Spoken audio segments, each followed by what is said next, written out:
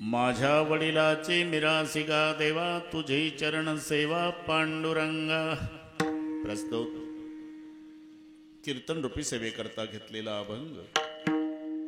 देहूचे सुप्रसिद्ध साधू जगद्गुरु जगतवंदनीय श्रीमंत श्री तुकोबाराय यांचा सर्वांच्या परिचयाचा. अभंगावर बोलण्यापूर्वी थोडासा परिहार. कशा निमित्ताने कार्यक्रम जमलेल्या सर्वांना या गोष्टीची कल्पना आहे. तुम्हा आम्हा सर्वांचे सुपरिचित पण आता आपल्यात नसलेले स्वर्गीय मारोतराव ज्ञानोबाजी भोसले यांच्या पुण्यस्मरणार्थ त्यांचा सर्व परिवार,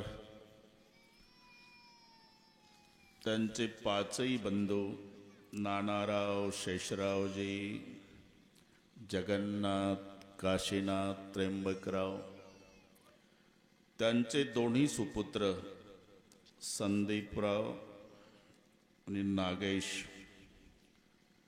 मारोतरावजीच्या धर्मपत्नी भोसलेताई, या सर्व परिवाराच्या वतीनं मला मिळालेल्या निमंत्रणामुळे, तसं 11 जूनचं निमंत्रण होतं पण कोरोनामुळे तो कार्यक्रम स्थगित झाला, पुन्हा काठावरच आला. हे तुम्हाला करू दिलं ही सरकारची मेहरबानी. आज तर बऱ्याच ठिकाणचे आमचे बंद झाले कार्यक्रम, पण सगळे नियम पाळून श्रोती मंडळी बसलेली आहे. सॅनिटायझर, मॉक्स. राजकीय क्षेत्रातल्या मंडळीपेक्षा आमची शिस्तबद्ध मंडळी आहे. अतिशय सुंदर नियोजन परिवाराने केलं. भागवा भागवी नाही, काटकसर नाही.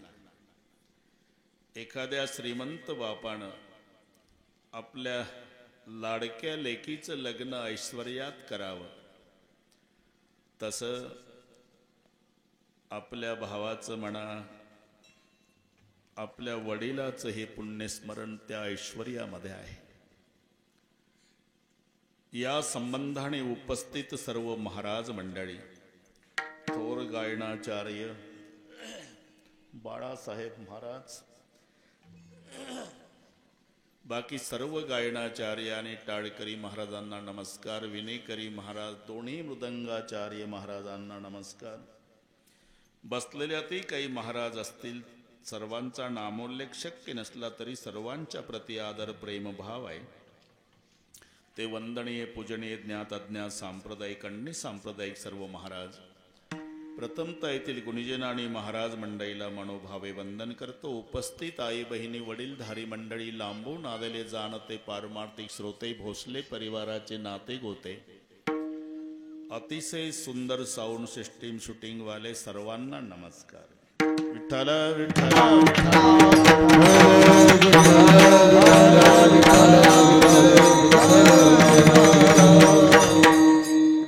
ज्याचा जन्म झालेला आहे त्याचा मृत्यू ठरलेला आहे, मरावं लागणार आहे प्रत्येकाला. इथे नाही उरवाले अवतार, येरते पामर जीव किती.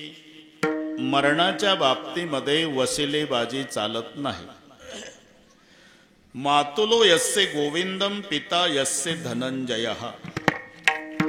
अर्जुनासारखा वीर ज्याचा बाप होता आणि भगवान श्रीकृष्णासारखा मामा होता, त्याही अभिमन्यूला वशिल्यानं मरण टाळता आलं नाही. ज्याचा मामा भगवान श्रीकृष्ण होता त्याचा भाचा मेला, मग आमचा मामा माजी ग्रामपंचायत सदस्य, काही छाती काढण्यात अर्थ ऐकाले का?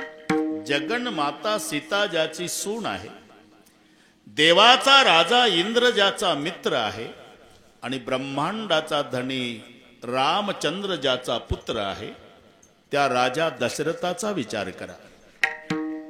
4 पुत्र त्या दशरथा, अंतकाळी एकही नव्हता. 4 पुत्राचा बाप राजा दशरथ रात्री 12ला मेला. पाणी सुमंत प्रधानानं पाजलं. 4 मुलापैकी एकही पोर पाणी पाजायला नाही राजा दशरथाला. थोडा घरी जाऊन विचार करा. जिथं देवाच्या बापाची अवस्था झाली तर आपल्या पप्पाचा हिशोब कशात लावता? म्हणून एक दिवस जायचं आहे, नाही काही करता आलं, दोन गोष्टीचा विसर पडू देऊ नका. एक, मरणाला विसरू नका, आणि दुसरी गोष्ट, मरेपर्यंत जगवणाऱ्या परमेश्वराला विसरू नका. आम्ही सर्व आठवतो आणि नेमकं एवढंच विसरतो, माणसं मरणालाही विसरली आणि परमेश्वरालाही विसरली. पण एक लक्षात ठेवा, आम्ही जरी मरणाला विसरलो तरी मरणाच्या खात्यावर जो प्रमुख आहे तो आपल्याला विसरला नाही. उलट तुम्ही किती वर्ष जगला याचं त्याला काही देणं घेणं नाही. मग किती शिल्लक आहे, अजून किती आहे अवकाश, अजून किती आहे अवकाश, अजून किती आहे अवकाश, अजून किती आहे अवकाश. घडी घडी काळ वाटायची पाहे, अजून किती आहे अवकाश, अजून किती आहे अवकाश. घडी घडी काळ वाटायची पाहे, घडी घडी काळ वाटायची पाहे, अजून किती आहे अवकाश, अजून किती आहे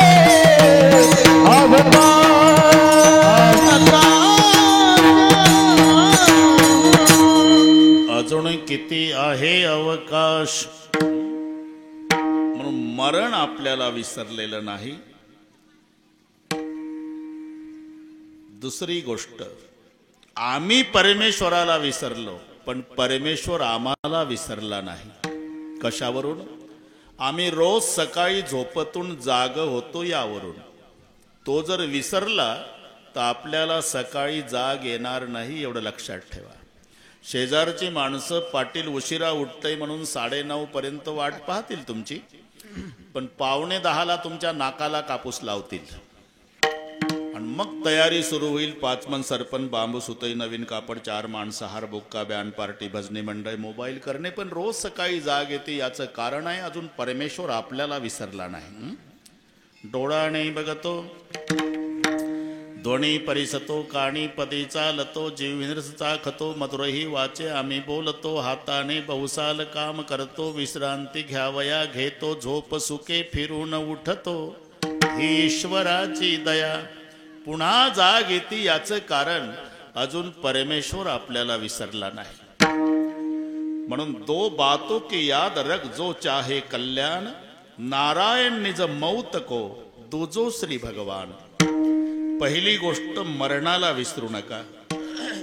राजा परीक्षितीने 7च दिवस श्रवण केलं, 7 दिवसा मुक्ती झाली त्याची. आम्ही 70 वर्ष ऐकतो तरी फरक पडत नाही. काय कारण? त्यानं मरण डोळ्यापुढे ठेवून श्रवण केलं. बस, दोघातला हा फरक आहे. एक हौदातलं पाणी आहे, तसं आयुष्याला पाणीच म्हटलेलं आहे. जन्मरूपी पहाडावर उगम पावणारी ही जीवनरूपी नदी मरणरूपी समुद्राला जाऊन मिळते. सुख आणि दुःख हे नदीचे 2 काठ आहे. सुखस्य अनंतरम दुःख, दुःखस्य अनंतरम सुख, हे ठरलेलं आहे. दोन्ही प्रकारच्या पत्रिका ज्याच्या छापायच्या आहे ना, त्याचंच नाव जीवन आहे. कबू हासे कबू रोवे. एक आनंदाने छापायची असते. कळविण्यात अत्यंत आनंद वाटतो की 12 वर्षांनी मुलगा झाला, सहकुटुंब सहपरिवार कार्यक्रमाला बारशाच्या यावं. एक नाईलाजानं वसमतला जाऊन छापतं. कळविण्यात अत्यंत वाईट वाटते की पूजनीय पिताजींना देवाज्ञा झाली, आपण गोड जेवणाला यावं. अरे हे दोन्ही घडतं ज्याच्यात, त्याला जीवन म्हणतात. माझ्यापेक्षा तुम्हाला चांगलं माहिती आहे, सकाळी 8:30 वाजता एक प्रेत पांढऱ्या कापडात गुंडाळलेलं चौघाणी उचललं, खांद्यावर घेतलं, पुढचं मडकं धरून चाललंय, मागचा समाज रडत निघाला. त्याच दिवशी त्याच रस्त्यावर रात्री 8:30 वाजता एक नवरदेव घोड्यावर बसतो, तरणे बाण पोरं डीजेच्या तालावर डिस्को नाचतात. बस असंच जीवन आहे. उधर कोई रो रहा, इधर कोई गा रहा, उधर एक जनेजा उठा जा रहा, इधर एक दूल्हा घोडे चढ रहा. बस कबू हासे कबू रोवे. म्हणून जन्मरूपी पहाडावर उगम पावणारी ही जीवनरूपी नदी सुख आणि दुःख या दोन काठातून आयुष्यरूपी पाणी घेऊन मरणरूपी समुद्राला मिळत असते.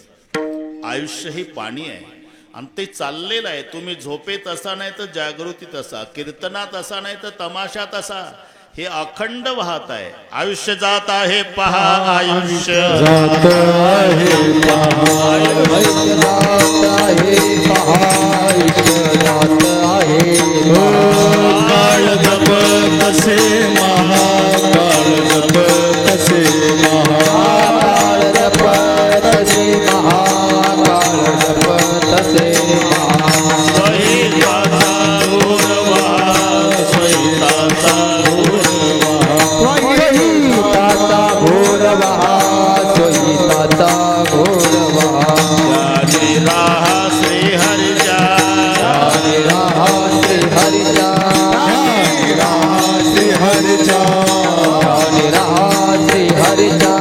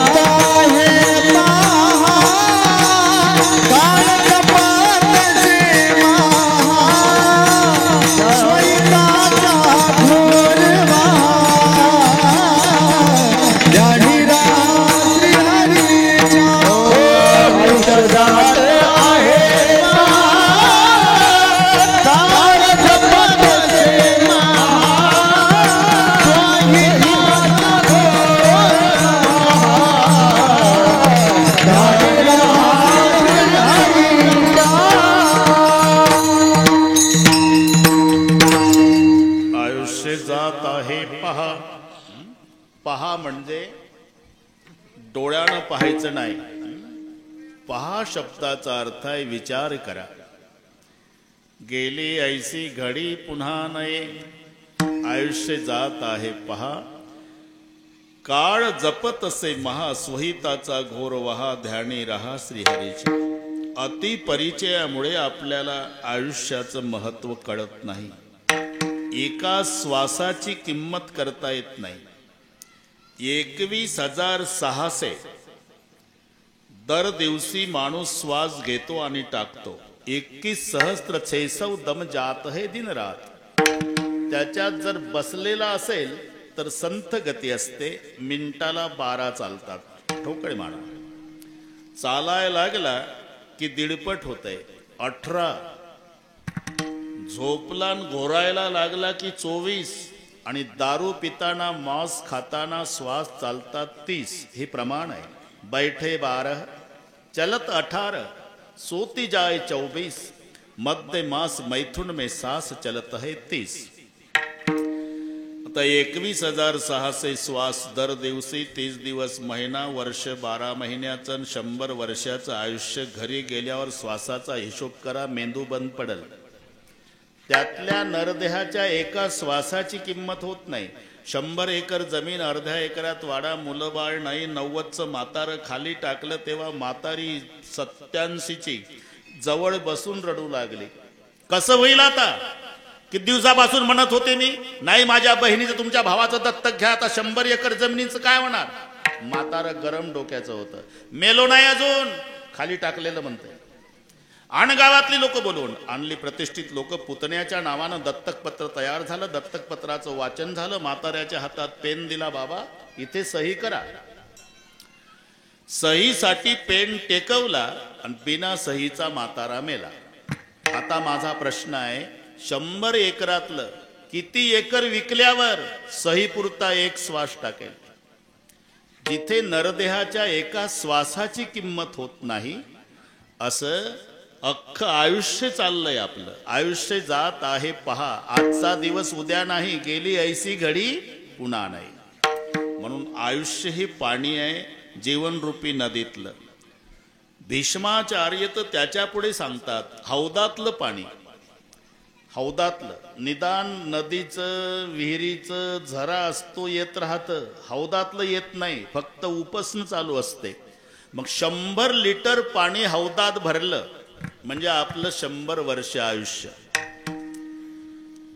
जे 2 वर्षाचं असेल त्यानं समजायचं 98 लिटर राहिलं, आणि आता 98चं असेल त्यानं समजायचं 2 लिटर राहिलं. तेवढ्यात काय करायचं ते करा बस. हे 100 लिटर पाण्यानं भरलेला हौद आहे. काही गॅरंटी नाही, कोणी 30-35 मध्ये जातंय, कोणी 60-65 मध्ये जातं, पण जावं लागतं. ज्याचा जन्म झाला म्हणून एकदा मरण डोळापुढे, म्हणून 7 दिवसात मुक्ती राजा परीक्षितीला. मरण डोळापुढे दिसलं का भोग तुच्छ वाटतात. शेतकऱ्याच्या घरात उंदीर झाले म्हणजे शेतकरी पिंजरा आणतो, पिंजऱ्यामध्ये शेंगादाणे, शेंगादाणे दार बंद, पिंजऱ्याचं दार उघडं ठेवलं, शेंगादाणे आत ठेवले. रात्री 12 वाजता एक उंदीर आत प्रवेश करतो, त्याचाच हादरा बसून पिंजऱ्याचं दार बंद झालं. उंदीर शेंगादाण्याला तोंड लावत नाही का? निर्जला एकादशी आहे का त्याला? अरे ते शेंगादाणे खाण्यासाठी आत गेलं. आता का तोंड लावत नाही? आता त्याला दार बंद झाल्यामुळे शेंगादाणे दिसत नाही, मरण दिसतं. तसं मरण डोळ्यापुढे दिसल्यावर गुलाबजाम गोड वाटत नाही, एवढं लक्षात ठेवा. म्हणून राजा परीक्षितीनं श्रवण 7 दिवस केलं, पण मरण डोळ्यापुढे ठेवून केलं. परीक्षिती मृत्यू 7 दिवसाचा. आपल्याही करता 8व्या दिवसाची योजना नाही. तुम्ही मी सर्व मरणार आहोत, तेव्हा नातलग 7 पैकी 1 वार छापणार आहे. आपण पत्रिका वाटायला नसू, पण छापणार तेव्हा 7 पैकी 1च. रविवार, सोमवार, मंगळवार, बुधवार, गुरुवार, शुक्रवार, शनिवार. या 7 दिवसात आपलाही मृत्यू आहे. तो परीक्षिती तक्षक सर्पाच्या दंशानं मेला, आपणही सर्पदंशानंच मरतो. संसाराला सर्पच म्हटलेला आहे. सर्प हा विखार पांढरा, आणि बऱ्याच लोकांना चावलाय तो, कळत नाही. याचं कारण पूर्वीचा काळ डोळ्यापुढे आणा. ज्याला साप चावला त्याला मुंजाबाच्या पारावर आणायचे, मांत्रिकाने एकत्रित यायचं, मंत्रोपचार सुरू. विष उतरलं किंवा नाही बघण्यासाठी परीक्षा. कडुलिंबाचा पाला, तिखट मिरची. मग त्याला कडुलिंबाचा पाला खाऊ घालायचे. पाला कसा वाटतो? ते म्हणायचं गोड आहे, पाला गोड आहे. समजायचं जहर उतरलं नाही, पुन्हा मंत्र चालू. तसं विषयरूपी कडुलिंब ज्याला गोड वाटतो आणि भजन रूपी गुळ कडू वाटतो, समजायचं साप चावला आणि याच विषानं हे मरणार आहे. म्हणून तोही तक्षक सर्पाच्या दंशानं, आपणही सर्पदंशानंच मरणार आहोत. तो 7 दिवसात मुक्त झाला. आमचा 70 वर्षात फरक का पडत नाही? आम्ही मरणाला विसरलो.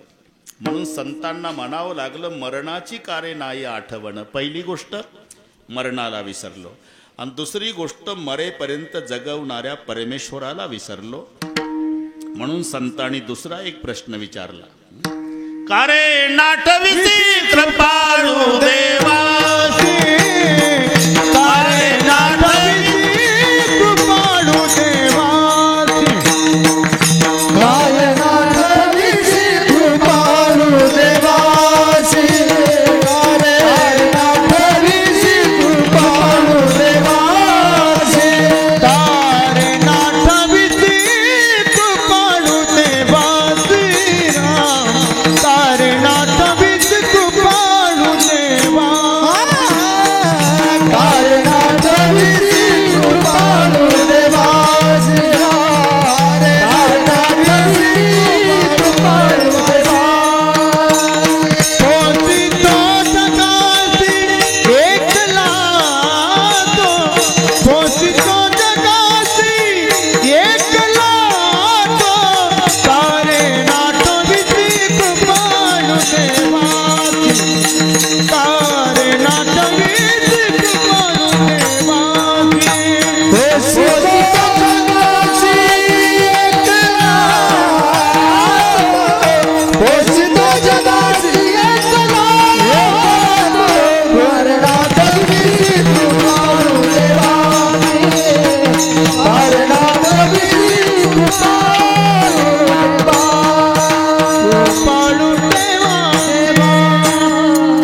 सारे नाठविसे कृपाळू देवासी पोसितो जगासी एकला तो. त्याच्या इतकी काळजी घेणारा जगात कोणी नाही. थोडस बारीक चिंतन करा. आपली आई ती तिच्या आईच्या पोटात होती तेव्हा परमेश्वराला चिंता निर्माण झाली की हिच्या पोटी 22 वर्षांनी एक बाळ जन्माला येणार आहे, त्याला दुधाची गरज भासणार आहे. म्हणून 22 वर्षापूर्वी आमच्या आजीच्या पोटात आमच्या आईला आमच्यासाठी 2 दुधाचे भांडे दिले देवाने. इतकी आधी काळजी, एवढी आहे. तोही नामकारण सबे का तारण धरो उसका धारण निवारण करेगा. नथा दात वाको दिया दूध माँ को खबर है खुदा को सबर वो मरेगा. तेरा ढूंढ सीना मिटा दिल का कीना जिने पेट दीना वो आपे भरेगा. दात नाही तेव्हा दूध देतो. आणि मग जठराग्नी थोडासा प्रज्वलित झाला की देवाच्या लक्षात येतं बाळाचं दुधावरचं प्रकरण राहिलं नाही, आता याला ग्लुकोजचं बिस्किट वगैरे खाता यावं म्हणून दुधाचे दात देतो. दुधाचे दात. आणि जठराग्नी पूर्ण विकसित झाला की पुन्हा देवाच्या लक्षात येतं याचं बिस्किटवरचा कार्यक्रम राहिला नाही, याला भाकरी वगैरे खाता यावी म्हणून दुधाचे दात पाडतो आणि भाकरी खायचे दात देतो. तेही 65, 70, 75 पर्यंत ठेवतो. तिथून पुढे तेही दात पाडतो. मग काही माणसं म्हणतात आमचे दात पाडण्यात तुमच्या देवाला फायदा काय? अरे त्याला फायदा नाही भाऊ, तुझी काळजी आहे का? देवाला माहिती आहे आता हे 75चं झालं, याचा जठराग्नी बाळपण इतका मंद झाला आणि हे जवानीतल्यासारखं सवयीप्रमाणे काही खात बसल आणि म्हातारपणात अपचन होऊन बिमार पडल.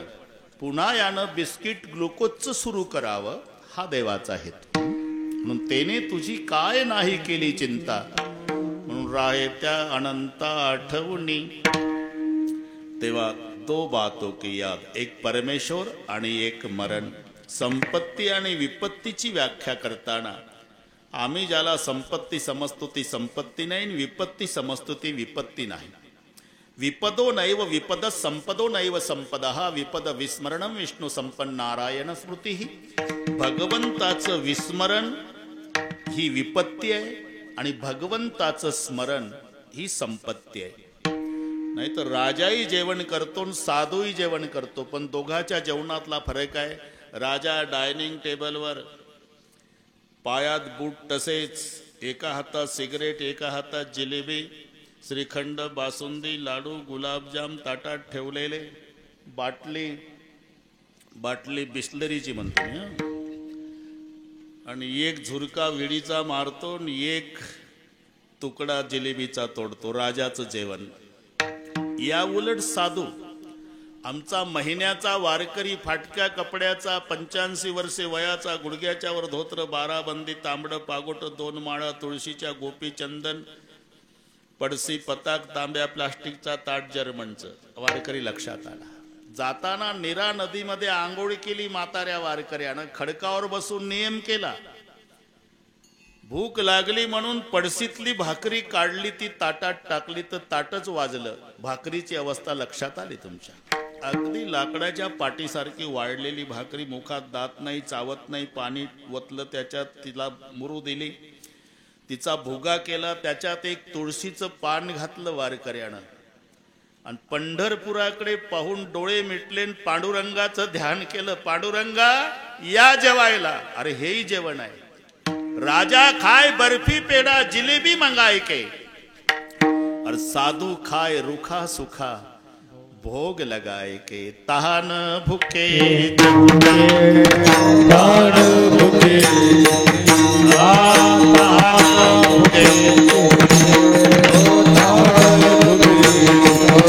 सदा देव आठविती, सदा देव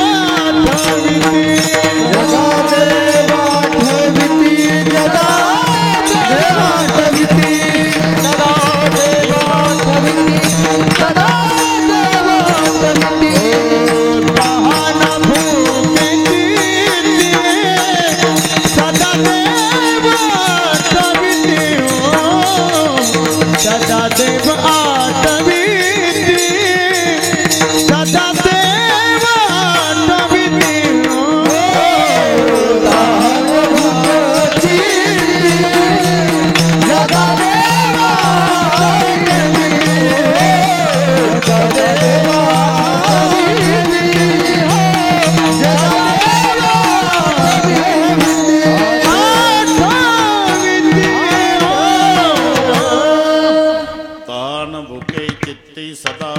आठविती तुका म्हणे धन ज्याचे निज नारायण. म्हणून संतात आणि आपल्यात हा फरक आहे. संत जेव्हा देवाच्या दर्शनाला जातात तेव्हा देव खाली मान घालतो. कारण संत हे सावकार आहे आणि भगवान कर्जदार आहे. अनेक जन्माचं निष्काम सेवेचं कर्ज देवाच्या डोक्यावर साधू संतांचं आहे. आणि कर्जदाराच्या दारात सावकार आला की ही अवस्था तुम्हाला माहिती आहे. सावकार सिगरेट विडा पानाचा छाती काढून येतो. आणि जर मुलगा त्या कर्जदाराचा अंगणात असेल 10 वर्षाचा, तुझा बाप कुठं रे? सावकार. अरे बाप कुठं आहे तुझा? घरात आहे. बोलाव त्याला, सावकार आलं म्हणाव. हे सावकारचे शब्द माहिती आहेत तुम्हाला. मग ते पोर घरात येतं, पप्पा सावकार आलं. वाकत वाकतच येतो कर्जदार. काय सावकार, चहा घेता का, कॉफी का, दूध घेता का, खायला करू काही नाश्ता वगैरे? तूच घे खाऊन, पैसे काढ. सावकार. अहो हळू बोला, माझ्या मुलाच्या लग्नाचं चालू आहे बोलणं, पाहुणे घरात आहे, ते म्हणतील हे कर्जदार आहे, हुंड्याचं ठरतंय, पैसे काढ. हे विनवणी करतं, हे छाती काढतं. सावकार आणि कर्जदार. तसं संत हे सावकार आहे आणि पांडुरंग कर्जदार आहे. ज्या ज्या वेळेला तुकोबारायणी दर्शनाला यावं तेव्हा पांडुरंगानं खाली मान घालावी. एकदा मात्र पांडुरंगानं तुकोबारायाकडे पाहिलं तर चकित झाले. तुकोबाराय देवा, ज्या ज्या वेळेला यायचो त्या त्या वेळेला तुम्ही खाली मान घालायचे आणि आज माझ्याकडे पाहायला लागले. तुकोबाराय, ज्याला द्यायची इच्छा नाही ते घरून याद्या करू करू येतात. सुशिक्षित बेकार, अविवाहित, निर्धन, शेतकरी, विहिरीला पाणी लागू द्या. सुशिक्षित बेकार म्हणतोय नोकरी लागू द्या, अविवाहित म्हणतो सुपारी फुटू द्या, निर्धन म्हणतोय लॉटरी लागू द्या. आणि तुम्हाला द्यायची इच्छा आहे तर तुम्ही काही मागत नाही. पाहण्याचा उद्देश काय? तोच उद्देश आहे देवा. मागण्याचे आस पाहे मुखाकडे, चिंतिल्या रोकडे मनोरथ. तुम्हाला किती वेळा सांगितलं देवा की तुमच्या सुतईचा सडाही मला नको. मग सुतईचा सडा नको म्हणता तर येता कशाला दरबारीला? येण्याचा एकच उद्देश आहे. काय उद्देश? पर्याय हे आवडी दर्शनाचे, पर्याय आवडी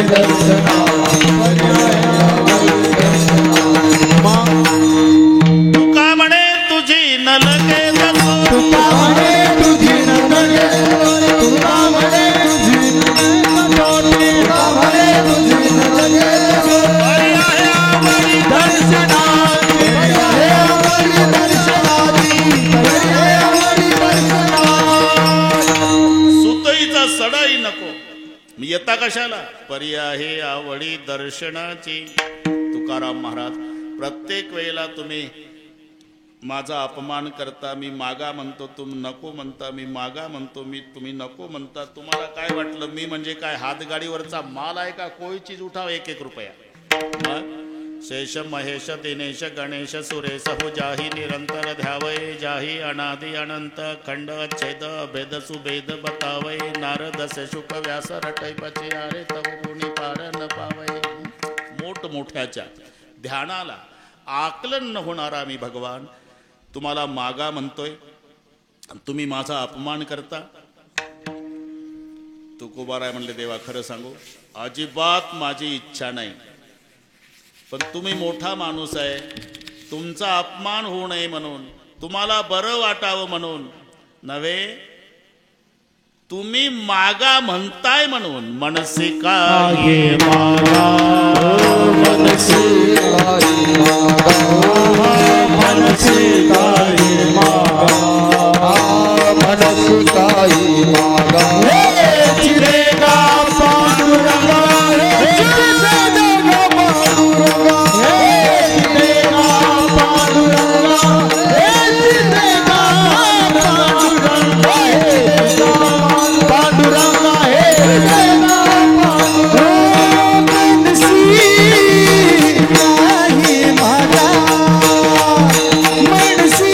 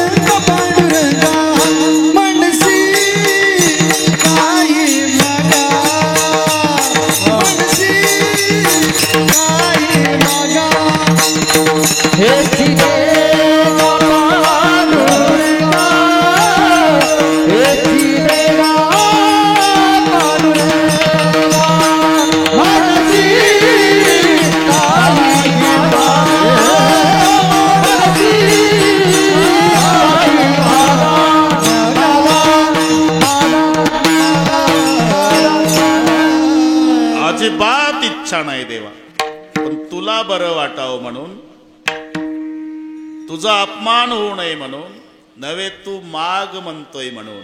मनसी काही मागा हेची देगा पांडुरंगा.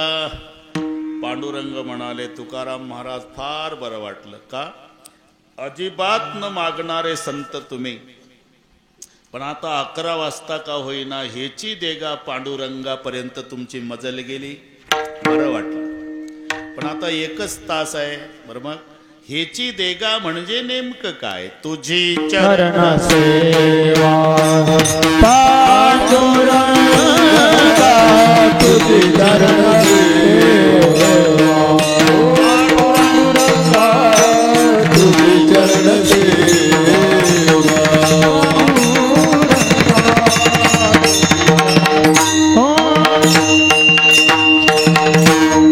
बरं वाटलं. पण हेची देगा पांडुरंगा म्हणजे काय सांगितलं ना देवा? तुझे चरण सेवा पांडुरंगा. पण तुकोबाराच्या लक्षात आलं म्हणून थांबवलं तुम्हाला. काय लक्षात आलं बरं का देवा?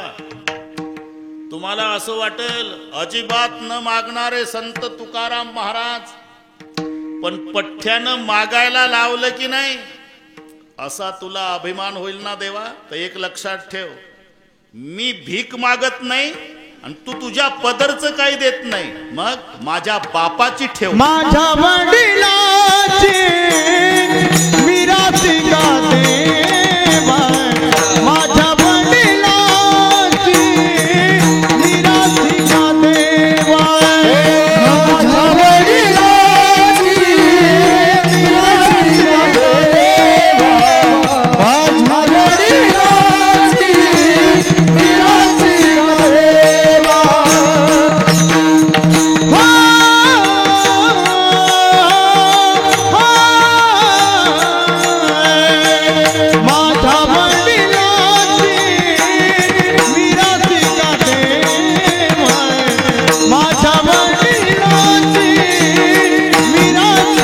देवा.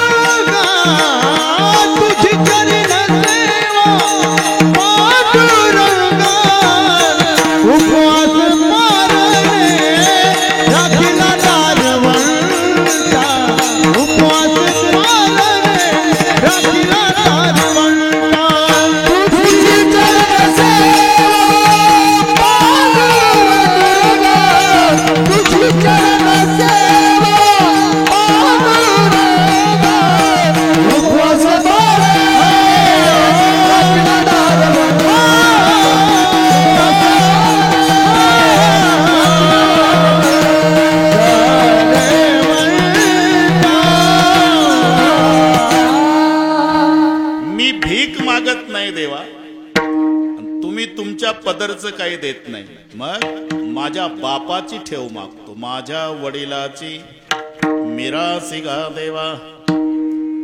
वडिलाची मिरासी. इथे वडिलाचे 2 प्रकार पडतात, एक विद्यावंश वडील, एक मांसवंशी वडील. तसे प्रत्येकाला 5 बाप आहे. काही म्हणतील महाराज 2 म्हटलं तर लाल डोळे करतात माणसं, तुम्ही कीर्तनात सांगता. शुद्धीवर येऊन सांगतो 5 आहे. जनिताच विनेताच यस्तु विद्या प्रयच्छति, अन्नदाता भयत्राता पंचैते पितर स्मृतः. हे 5. जनिताच विनेताच आपल्याला जन्म देणारा एक बाप, पत्नीच्या बापालाही बापच मानलेला आहे, सासरा सुद्धा. विद्या शिकवतो त्यालाही बापच म्हणतात, भयापासून सोडवतो तोही बापच आणि अन्न देतो तोही बापच. म्हणून जनेताच विनेताच यस्तु विद्या प्रयच्छती अन्नदाता भयत्राता पंचैते पितर स्मृतः. असे 5 प्रत्येकाला. ठीक आहे, मुख्य प्रकार 2 आहे, विद्यावंश आणि मांसवंश. मांसवंशाच्या दृष्टीनं परंपरा प्रल्हाद नारद पुंडरीक हे बाप विद्यावंशाच्या दृष्टीनं, आणि मांसवंशाच्या दृष्टीनं विश्वंभर बाबापासूनची परंपरा. आमच्या दोन्ही प्रकारच्या वडिलांनी तुझी निष्काम सेवाच केली देवा, आणि म्हणून आम्ही भीक मागत नाही. आमच्या बापाची ठेव आहे. माझ्या वडिलाची मिरासी गा देवा. मिरास शब्द माहिती आहे तुम्हाला? नातवाचा अधिक हक्क बापापेक्षा आज्याच्या इस्टेटीवर असतो. आज्याची मिरास असा शब्द आहे. मिरास नातू शब्दामध्येच तो अर्थ आहे. नातू आजोबाला सांगत असतो, आजोबा का रे, तुझ्या इस्टेटीचा मालक ना तू. मग कोण? नातू. तरी आजोबा असा चिकट असतो, नातवाचंही लग्न झालं तरी कारभार सोडत नाही. मग नातवाला मुलगा होतो, तो 5-10 वर्षाचा होतो, आणि नातवाचा 10 वर्षाचा मुलगा मग पंजोबाला सांगतो, ए पंजोबा, माझ्या बापानं तुला सांगितलं होतं म्हणे, काय तुझ्या इष्टीचा मालक ना तू, तरी पण तू. मराठी कळते तुम्हाला? अधिक हक्क नातवाचा आजोबाच्या इष्टेटीवर असतो. तसं तुका म्हणे आम्ही विधीचे जनिते स्वयंभू आयते केले ना. हे ठीक आहे, पण आपण सगळे ब्रह्मदेवापासून, आणि ब्रह्मदेव विष्णूच्या नाभी कमळातून, याही दृष्टीनं तू आमचा आजोबाच लागतोय देवा, आणि आम्ही हक्कदार आहोत. माझ्या वडिलाची मिरासी गा देवा. काय पाहिजे काय? तुझे चरण सेवा पांडुरंगा. मला मारोतराव सेवानिवृत्त झाल्यावर त्यांनी एकही पंढरपूरची महिन्याची वारी चुकू दिली नाही. महिन्याची. हे मला नागेशनी सांगितलं. आता संदीपला वारी करायची गरज नाही, तो भगवंताच्या जन्मगावलाच आहे मथुरेला, त्याला नाही गरज. पण याला जमते आता. माझ्या वडिलाची, बरं का नागेश, मिरासी गा देवा तुझी चरण सेवा पांडुरंगा. आता डोकं दाबून देईल देवा, तुमचे हात दाबून देईल देवा, तुमची पाठ दाबून देईल नाही म्हटलं, चरण सेवाच का? याचं कारण आहे, पहिली गोष्ट चरण कशाला म्हणतात हे लक्षात घ्या. चरण आणि पाय समानार्थी शब्द आहे, पण जमीन अस्मान इतकं अंतर आहे. जसं बेटा म्हणजे मुलगा, लडका म्हणजे मुलगा, पुत्र म्हणजे मुलगा, तिघाचा अर्थ एकच आहे, पण पिताजी बंटवाड़ा करे उसमें खुश रहे, वो बंटवाड़े में खुश रहता वो बेटा. बंटवाड़े के बाद भी पिता को लड़ लड़ के ज्यादा इस्टेट मांगता वो लड़का. और जो पिताजी को कहता है कि पिताजी तुम्हारी पूरी जायदाद जिसको देना उसको दे दो, हमें केवल आप चाहिए, मैं जिंदगी भर आपकी सेवा करूंगा पिताश्री, उसे कहते हैं पुत्र. समानार्थी असलं तरी. तसं चरण आणि पाय समानार्थी आहे. जसं लक्ष्मी आणि पैसा काही फरक नाही. लक्ष्मी म्हणजे पैसा आणि पैसा म्हणजे लक्ष्मी. पण गाव झोपल्यानंतर रात्री 12 वाजता मागच्या दरवाजातून आत येतो तो पैसा, आणि दुपारी 12ला डीजे लावून वाजत गाजत सन्मानाने पुढच्या दरवाजातून बंगल्यात शिरती ती लक्ष्मी. फरक ब्लॅक व्हाईट वाटल ते डोकं चालवा तुम्ही, बस समानार्थी. तसं इथे चरण आणि पाय, पाय वेगळे चरण वेगळे. चालण्याच्या लायकीचे आहे, चालण्याच्या कामी उपयोगाला आहे, त्याला म्हणतात पाय. आणि तीर्थ घेण्याच्या योग्यतेचे आहे ते चरण. 2 मध्ये हा फरक आहे. तुमचे आमचे पाय आहे, संताचे देवाचे गुरुचे चरण आहे. चरण शब्द 3 ठिकाणी आहे, गुरु, संत आणि देव. गुरुच्या पायाला चरण म्हणतात, संताच्या पायाला चरण म्हणतात आणि देवाच्या पायाला चरण म्हणतात. काही असंही म्हणतील, अहो तुमच्या देवाचे तर पाय सावळे आहे आणि आमचे तर गोरे आहे. तुझे गोरे नाही पांढरे राहू दे, पांढऱ्या पायाच्या तरी पायच. आणि आमच्या संताचे सावळे नाही काळे राहू दे तरी चरण. का आचरण हे त्याचं उत्तर आहे. ज्याचं आचरण आहे त्याच्या पायाला म्हणतात चरण. म्हणून काहीच्या डोक्यावर जोडे आहे आणि काहीच्या जोड्यावर डोके आहे. ही मराठी लक्षात घ्या. जपकट जर सापडला स्टँडवर तर जन्मात मारायला संधी मिळाली नाही, तेही जोडा काढतं डोक्यावर, जोडा काढतं डोक्यावर, जोडा काढतं डोक्यावर. आणि एक महात्मा एसटीतून उतरला तर लोक त्याला जोडे काढू देत नाही, त्याच्या जोड्यावर डोके. अहो जोडे आहे राहू द्या बाबा, जोडे आहे राहू द्या बाबा. याच्या जोड्यावर डोके आहे, त्याच्या डोक्यावर जोडे आहे. यालाच पाय आणि चरण मधला फरक समजायचा. म्हणून चरण का आचरण.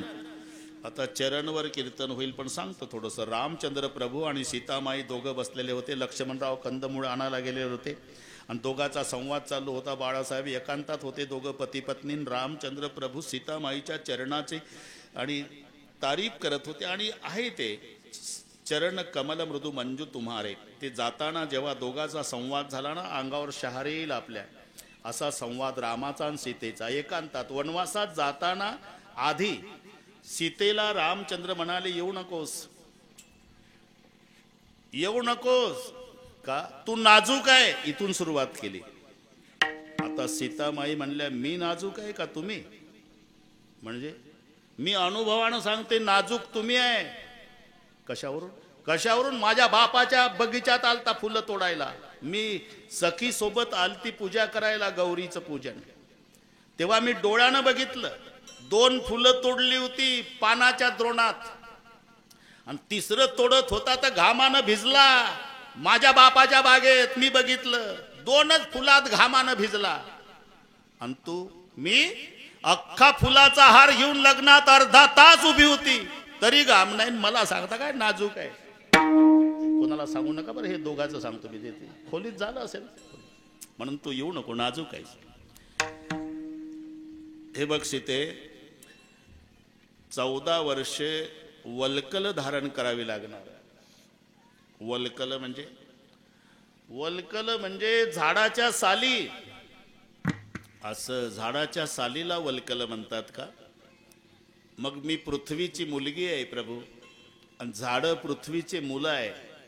नात्यानं माझे भाऊ लागतात ते. त्या झाडाची साल नेसताना मला असं वाटेल की माझ्या भावानं दिवाळीला बहिणीला घेतलेली साडी मी 14 वर्षे नाराज होणार नाही, साल नेसेल झाडाची. आता काय करावं? हे बघ सीते, जमिनीवर 14 वर्ष बिना अंथरुणा पांघरुणाचं झोपावं लागेल. मग मला अधिक आनंद होईल. का? तुम्हाला नाही कळणार प्रभू, मायच्या कुशीत झोपण्याचा आनंद लेकीला किती असतो ते 22 वर्षाची होईपर्यंत कळते. एकदा आई सोडून सासूकडे आली की तो आनंद संपतो.